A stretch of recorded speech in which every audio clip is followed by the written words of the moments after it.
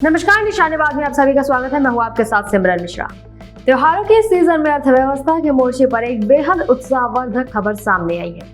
केंद्रीय वित्त मंत्री निर्मला सीतारमण ने आज घोषणा की कि 22 सितंबर से लागू हुए जीएसटी 2.0 रिफॉर्म्स ने देश के ऑटोमोबाइल सेक्टर में बहाल ला दी है।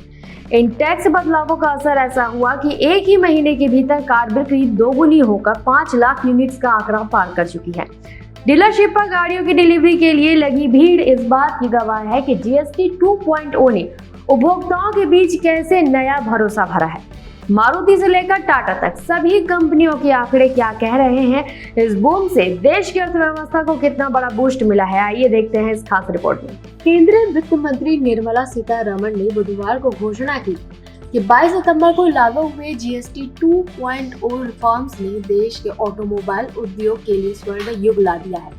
इन टैक्स स्ट्रक्चर बदलावों के लागू होने के बाद कार बिक्री में अभूतपूर्व उछाल देखा गया है, जिसके चलते एक महीने के भीतर ही कारों की बिक्री दोगुनी होकर 5 लाख यूनिट्स का आंकड़ा पार कर गई है। वित्त मंत्री ने एक्स पर लिखा है कि जीएसटी 2.0 रिफॉर्म्स ने घरेलू ऑटो सेक्टर को जबरदस्त रफ्तार दी है। लीडरशिप पर उमड़ी भीड़ इस बात का संकेत है कि टैक्स स्ट्रक्चर में किए गए बदलावों ने उद्योग को वह बूस्ट दिया है जिसे कि उसे लंबे समय से दरकार थी।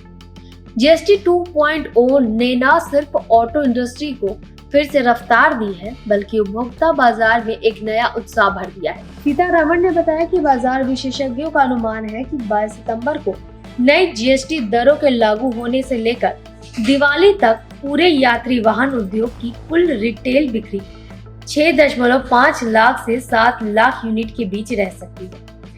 ये आंकड़ा भारतीय ऑटो सेक्टर में आई मजबूत रिकवरी और उपभोक्ता विश्वास को दर्शाता है। ऑटोमोबाइल क्षेत्र में ये उछाल प्रमुख कंपनियों की बिक्री आंकड़ों में साफ दिख रहा है।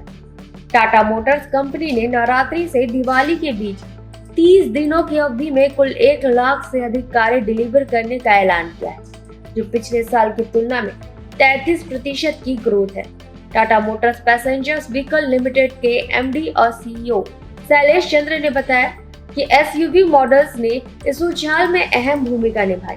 नेक्सॉन ने अकेले 38,000 से अधिक यूनिट्स बेची, जबकि पंच ने 32,000 यूनिट्स की बिक्री दर्ज की है। मारुति सुजुकी इंडिया मारुति ने इस त्योहारी सीजन में अपने बाजार नेतृत्व की स्थिति को और पुख्ता किया।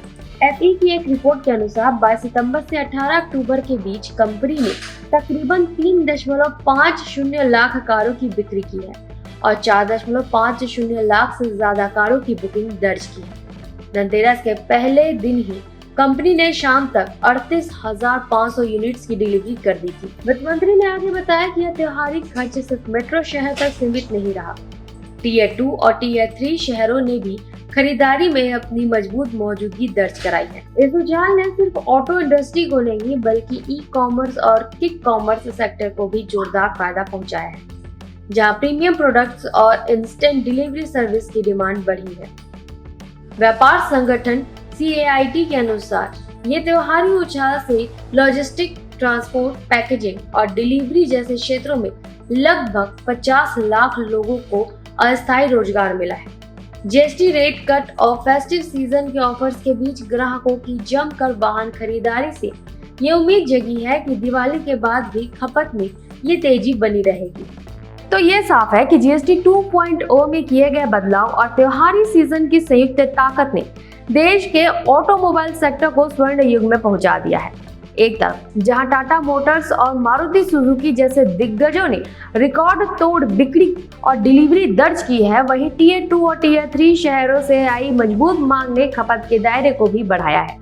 7 लाख यूनिट्स तक की बिक्री का अनुमान और 50 लाख की अस्थायी रोजगार का सृजन ये दिखाता है कि यह उछाल केवल बिक्री तक सीमित नहीं है, बल्कि इसने पूरे उपभोक्ता बाजार में सकारात्मक माहौल बनाया है। अब देखना होगा कि दिवाली के बाद भी ये तेजी कितनी बरकरार रहती है। फिलहाल के लिए इतना ही। बने रहे निशानेबाज के साथ। नमस्कार।